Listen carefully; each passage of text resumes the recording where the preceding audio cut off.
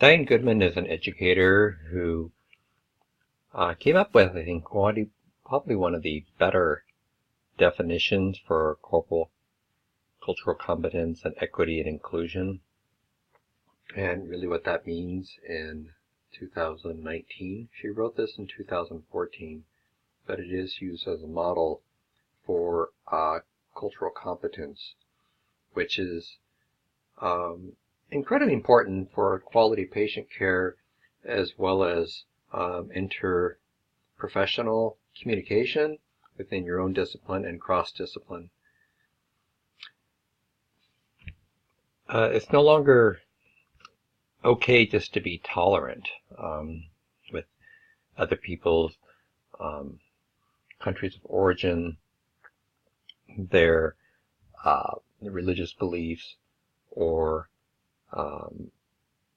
other characteristics such as their background, such as disability, such as sexual orientation. And acceptance doesn't mean, and I've said this before, acceptance doesn't mean that you're going to become something you're not. If you are a Caucasian female, you cannot become an African American female. If you are a heterosexual male, you do not become a homosexual male just because you are accepting of someone else who is African American or someone else who is gay or lesbian or a member of a particular religious group. Tolerance just kind of just says, I'll tolerate you as long as you stay on your side of the fence. You won't get any closer. That doesn't work in healthcare. It certainly isn't a good model for life. We really want to kind of climb to the very top to become truly culturally competent and truly inclusive. So these next few minutes, I just want to kind of go over some of the highlights.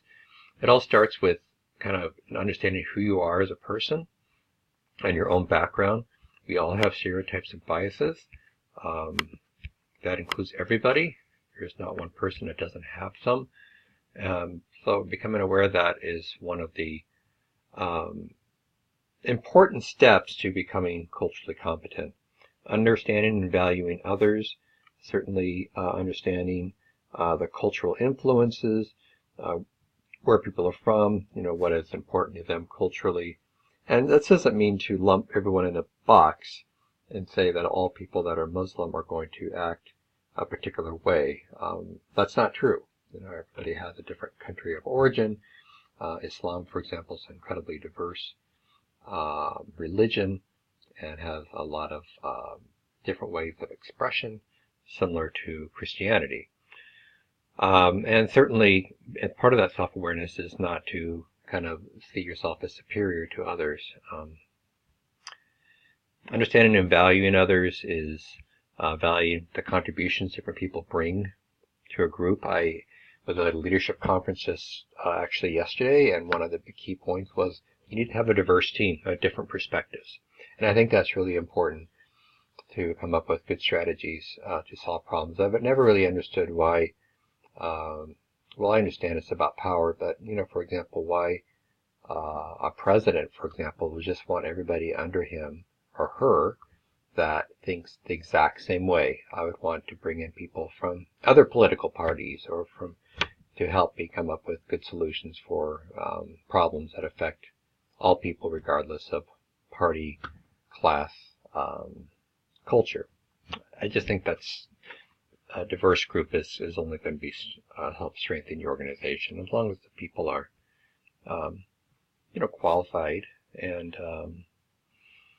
then I think that diverse perspectives is actually quite healthy. And knowledge of social equities, inequities, this is really knowledge of history.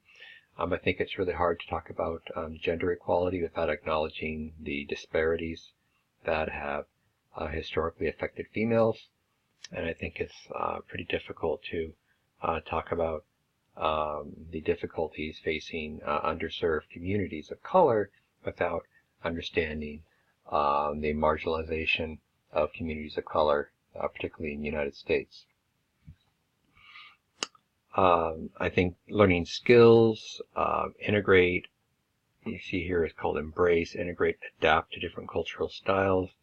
That may mean that in terms of communication, that you utilize that translator to really, if that translator is from a particular ethnic group, that they can really be just an important bridge in terms of filling that gap in communication from one culture to another. Really being a cultural broker, so to speak. So that would be an example. And providing a translator when needed. I think that's really important, and not thinking that you could kind of use limited language proficiency to work on the fly. If no one is present, you can't get a translator, then that's a different situation.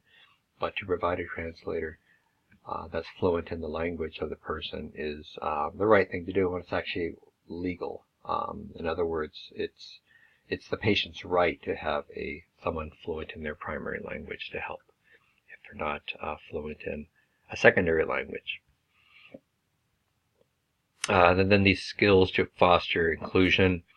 We're all a work in progress. We are never there in terms of being fully inclusive and having a completely equitable work environment, whether it be a hospital or outpatient clinic or skilled nursing. So I think this is just a real rich document. It was actually brought to my attention, or I learned about it at an Oregon Physical Therapists Association Fall Conference. I know some of you were there, presented by our committee that I'm on, the Cultural Minority Affairs Committee. So I hope you kind of print this and kind of keep it around to use as a reference, especially as you're going into the workplace as a professional.